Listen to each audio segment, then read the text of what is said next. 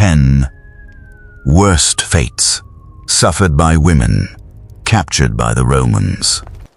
When a Roman army broke through the gates of a city, the battle might have been over for the soldiers. For the women inside, however, another kind of war was often just beginning. The smoke had not cleared before homes were searched, families separated, and survivors gathered beneath the eyes of men who now decided whether they would be spared, sold, transported, or killed. Rome is remembered for roads, laws, disciplined legions, and monuments that still stand today. But every triumph had a hidden side.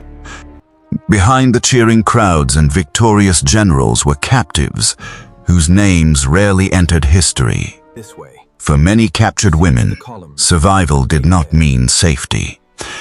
It could mean losing their children, homeland, legal identity, and control over the rest of their lives. In this countdown, we will examine 10 of the worst fates Roman conquest could impose on women, from public humiliation and forced labor to enslavement and complete erasure of identity. Some accounts are better documented than others, and Roman conduct varied across centuries. Yet together, they reveal what victory looked like from the conquered side. Number 10 was public humiliation. When Roman soldiers captured a city, surviving women were not always taken quietly away. They could be gathered in open spaces, stripped of the clothing, jewelry, and symbols that once revealed their position, then displayed beside weapons, treasure, and other spoils. The message was unmistakable. Rome had not merely defeated an army, it now possessed the people that army had failed to protect. For elite captives, humiliation could become theater. The wives, daughters, and relatives of defeated rulers might be preserved, because their presence made a victory appear more complete. During a Roman triumph, prisoners could be marched through streets crowded with spectators, following the general who had destroyed their world. Imagine walking through an unfamiliar city while thousands celebrated the battle that had taken your home. Every cheer for the victor confirmed that your grief had become someone else's entertainment. One famous image comes from the triumph of Aurelian in the 3rd century, when Queen Zenobia of Palmyra was reportedly led before Rome in gold chains. Ancient accounts may exaggerate the splendor, but the symbolism is clear. A woman who had ruled an empire was transformed into proof of another ruler's power. Ordinary captives received no such fame. Most disappeared into crowds without their names being recorded. Their anonymity made the humiliation no less real. Number 9 was forced displacement. Once captives had been counted and divided, Roman soldiers and slave dealers could drive them far from the places where they had been born. Some traveled in chains behind an advancing army.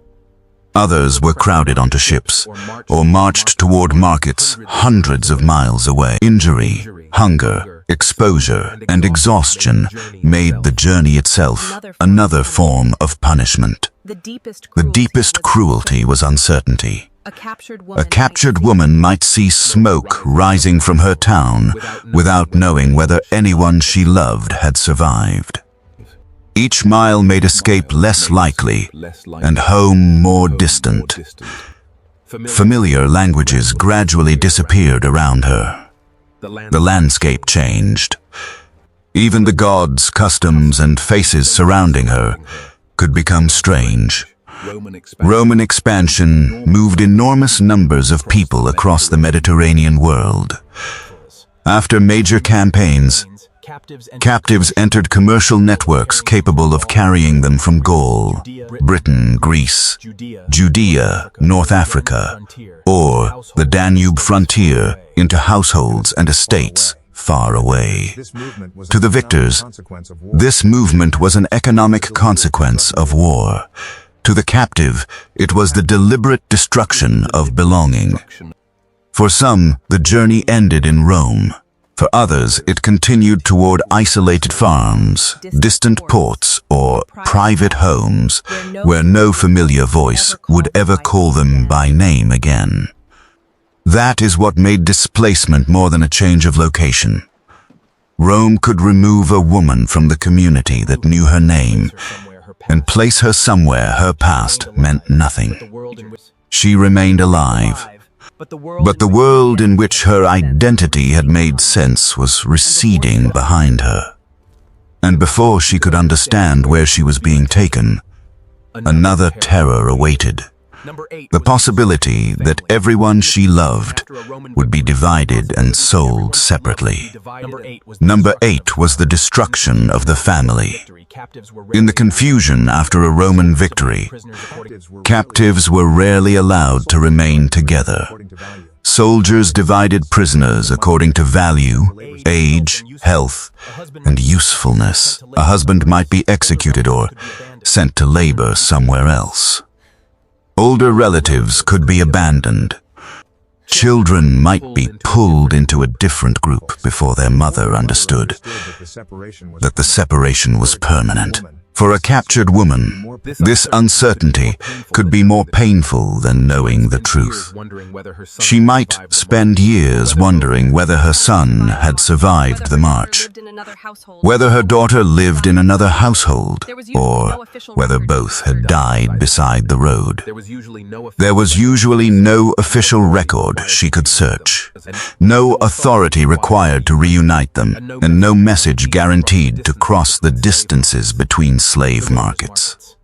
The Roman world was connected by roads and ships, but those networks served commerce and power, not the grief of a captive mother.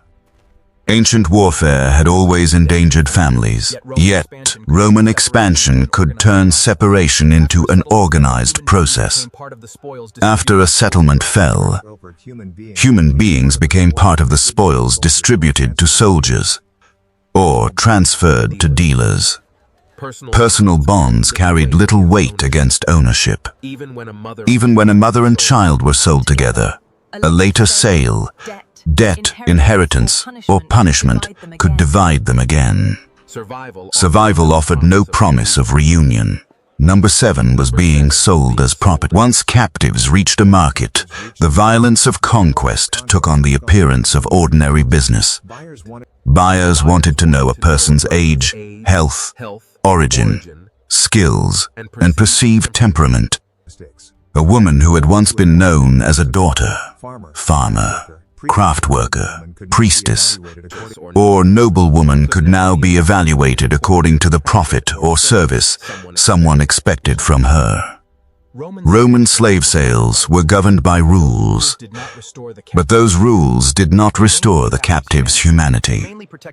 They mainly protected transactions. Sellers could be required to disclose certain illnesses, defects, or tendencies, treating the enslaved person's body as merchandise whose condition affected the price. A placard might provide details for potential buyers. The language of commerce made an act of domination sound clean and administrative. Imagine standing among strangers while people discussed your body, abilities, and future as though you were absent. You might not understand their language. You might still be wearing the dust of the march. Yet a brief exchange of money could determine the house, farm, workshop, or town in which you would spend the coming years. Not every captive experienced the same fate. Education, literacy, beauty, specialized skills, or elite birth could lead to a wealthier household and sometimes better material conditions. But greater value did not mean freedom. It could simply make the captive a more carefully guarded possession. The market completed what the battlefield had begun. Rome had first taken control of the woman's homeland, then her movement, and finally her legal personhood. Once sold, she entered a household whose owner could direct her labor and shape nearly every part of her daily existence. The terrifying question was no longer whether she would return home. It was what the person who purchased her intended to make her do. Number 6 was forced labor. For many captured women, sale did not lead to a cell with stone walls. Their prison was the work they were compelled to perform, day after day, with no power to refuse and little certainty that it would ever end. Roman wealth depended heavily on enslaved labor, and military conquest supplied bodies to estates, workshops, farms, taverns, and textile operations across the empire.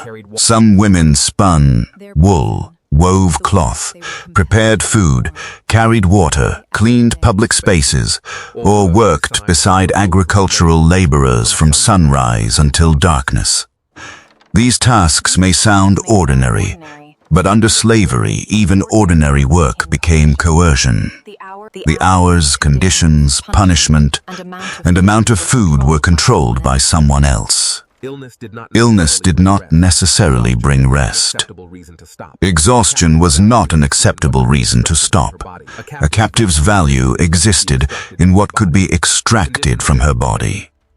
Conditions varied widely. An enslaved woman assigned to skilled textile production might sleep indoors and receive better food than someone laboring on a remote estate. But these possibilities depended largely on owners and circumstance, not on rights the captive could safely enforce. The psychological burden was as severe as the physical one. Work that had once supported a woman's family now enriched the society that had destroyed it. Each finished garment or harvested basket became evidence that Rome could turn defeat into profit. The empire did not merely conquer territory.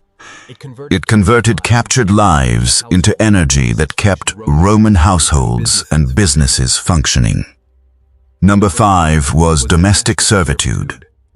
Being selected for a private home might appear fortunate. A household slave could avoid the dangers of heavy agricultural labor and sleep beneath a roof. But the apparent safety concealed another kind of captivity: constant access. Domestic servants might cook, clean, carry messages, prepare baths, dress their mistress, care for children, or stand nearby during meals waiting for instructions. Because they lived close to their owners, they could be watched at nearly every moment. A mistake, accusation, broken object, or perceived act of disrespect could bring punishment. The home also blurred the line between labor and identity. A servant might be given a new name and expected to speak a new language, follow unfamiliar customs, and respond instantly to the needs of people who owned her. Over time, she could become indispensable to a household that still denied her control over her own future. Roman literature sometimes portrays clever, trusted, or beloved household slaves, and affection could develop within these unequal relationships. Yet affection did not erase ownership. A favored servant could still be sold, inherited, separated from companions, or punished. Kind treatment rested on personal choice rather than guaranteed freedom. That contradiction made domestic servitude especially unsettling. The captive lived among family rituals while remembering the family taken from her.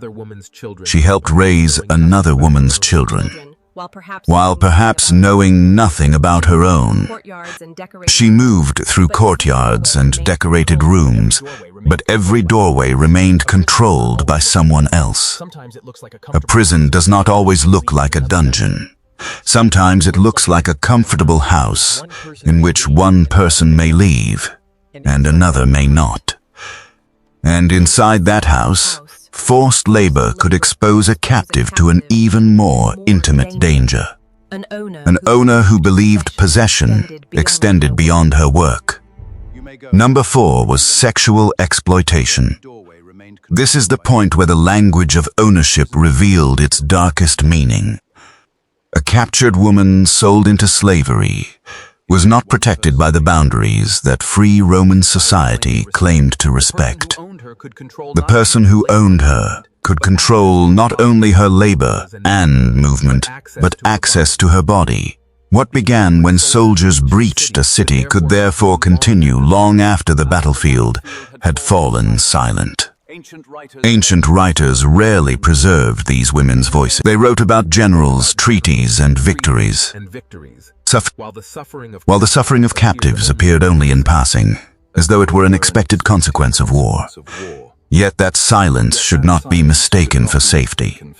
Roman law treated enslaved people as property, and an enslaved woman had little practical power to refuse an owner or seek justice against him. Imagine surviving the destruction of your home and being brought into a household where the man giving orders also decided what counted as obedience. There was no locked dungeon, perhaps, and no executioner waiting outside. But beneath that appearance stood a terrifying fact.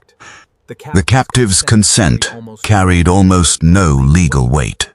Not every enslaved woman experienced the same abuse, and not every Roman soldier or owner behaved alike. But conquest created vulnerability on an enormous scale.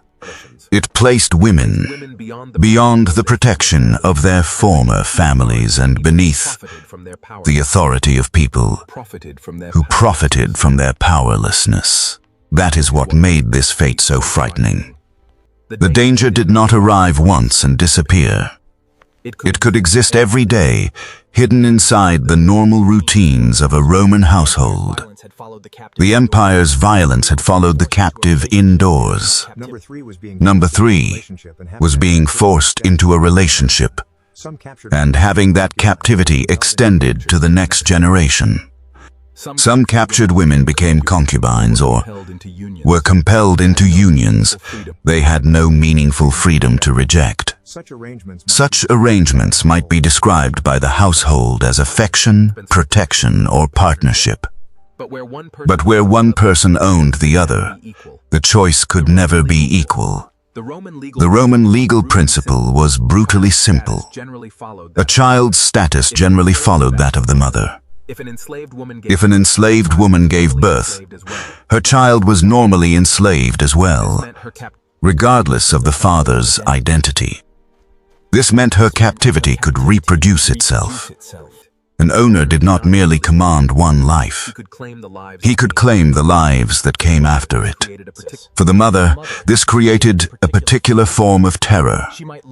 She might love and raise a child while knowing that the child could be sold, inherited, or separated from her. Even if the father showed favor, promises offered no certainty. A death, debt, marriage, or change of household could overturn everything. There were paths to manumission, and some enslaved women eventually gained freedom for themselves or their children. Roman history includes former slaves who built families, businesses, and new identities. But possibility was not protection. Freedom depended on decisions made by those who already held power. The horror here was larger than physical confinement.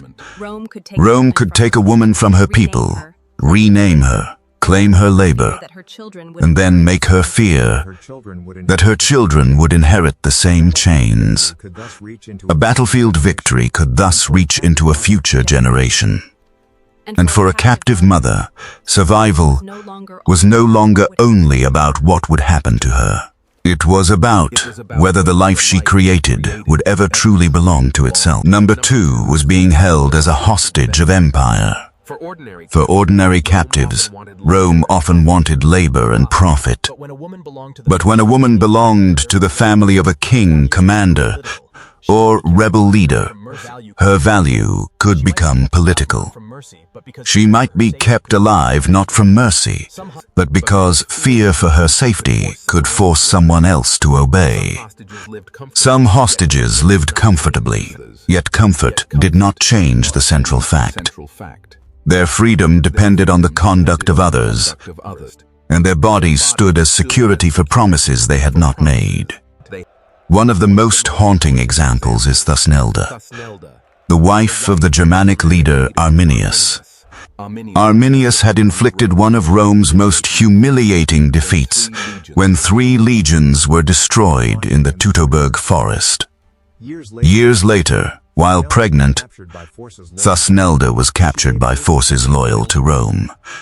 She gave birth in captivity, and in AD 17 she and her son, Theumelicus, were displayed in Germanicus's triumph. Picture the scene. Rome's streets were filled with celebration as images of conquered mountains, rivers, and battles moved through the city. Among those symbols walked a woman whose husband remained beyond Roman control. Her father, who supported Rome, reportedly watched from the crowd. The triumph converted a family tragedy into public proof that the empire could reach even those connected to its enemies. Thusnelda was not executed in the procession. Her survival may appear merciful beside other ancient punishments. But Rome had taken her home, separated her from her husband, controlled her child, and transformed both mother and son into political trophies. A hostage could live in fine rooms and still awaken, knowing that every door opened only because the empire allowed it. Number 1 was the complete destruction of identity. It was not one isolated act, but the final result of everything on this list. A captured woman could lose her home through conquest, her family through separation, her name through sale, her labor through ownership, and her future through laws that treated her children as property. Rome did not need to kill her to erase the person she had been. Consider what followed the destruction of Carthage in 146 BC. After years of war and a final desperate siege, Roman forces broke into the city. Ancient accounts describe street fighting, fire, starvation, and devastation. When resistance ended, tens of thousands of survivors were reportedly sold into slavery. The exact figures given by ancient writers may be uncertain, but the outcome is not. A major city was destroyed, and many of its remaining inhabitants became property. Among them would have been women who had already endured the siege. They emerged from ruined homes not into freedom, but into selection and sale. A woman could be taken from the ashes of Carthage, transported across the sea, renamed by a buyer, and placed in a household where nobody knew who she had been. Her gods could be mocked or forgotten. The memories that proved she belonged to another world survived only inside her. This is why enslavement could be experienced as a fate worse than a quick death. Death ended suffering, but slavery forced the captive to participate in her own disappearance. She had to answer to a new name, perform unfamiliar duties, obey strangers, and watch the details of her former life become harder to preserve. Each passing year threatened to turn memory into something private and fragile. Yet identity was not always destroyed completely. Enslaved people resisted in ways that Roman sources often failed to notice. They remembered family names, maintained beliefs, formed new relationships, protected children, saved money, escaped, negotiated, or pursued freedom when opportunities appeared. To acknowledge their powerlessness under law is not to deny their humanity or resilience, But resilience should never be confused with consent. The fact that someone survived an unjust system does not make that system less violent. For every freed person whose later life entered an inscription, countless others vanished without leaving words of their own. That silence is the darkest part of the story. Roman monuments preserve the names of generals who captured cities. Triumphal arches show defeated peoples beneath the feet of emperors. But the women carried away from those victories usually remain anonymous. Their punishment was not simply pain, labor, or confinement. It was being removed from their own story and placed inside someone else's world as property. A Roman victory might last a day in the streets. But for a captured woman, it could continue every morning for the rest of her life. The women captured by Rome were not all treated in the same way. Their experiences depended on the century, the campaign, their social status, the commander, and the buyer. A queen held for political value could live differently from an unnamed captive, sent to an isolated farm. Others disappeared from the record almost as soon as they were taken. That uncertainty is why this history must be approached carefully. Ancient authors often wrote to praise Rome, condemn an enemy, entertain readers, or teach a moral lesson. They rarely asked captured women to describe what conquest felt like. We should not pretend that every dramatic story is certain, or that every Roman soldier committed the same acts. But caution does not require us to look away from what the evidence makes clear. War supplied Rome with captives, and Roman law allowed human beings to be bought, controlled, separated, and inherited. The empire's monuments can make conquest appear clean. Marble arches show disciplined legions and victorious emperors. Inscriptions list distant peoples brought under Roman authority. Generals receive names, titles, and dates. The captives beneath them are usually carved as symbols. A grieving figure, a bowed head, a body representing an entire defeated nation. But each symbol once represented individual lives. Somewhere behind the official story was a woman who remembered the sound of her own language, the doorway of her home, the faces of her children, and the name she had before a stranger replaced it. Rome might call her a spoil of war or a household slave. She still understood herself as someone who had belonged to another life. That may be the most important lesson in this list. The worst consequences of conquest were not always the wounds inflicted during battle. They were the years that followed, when survival required a person to live inside the power of those who had defeated her. Public humiliation ended.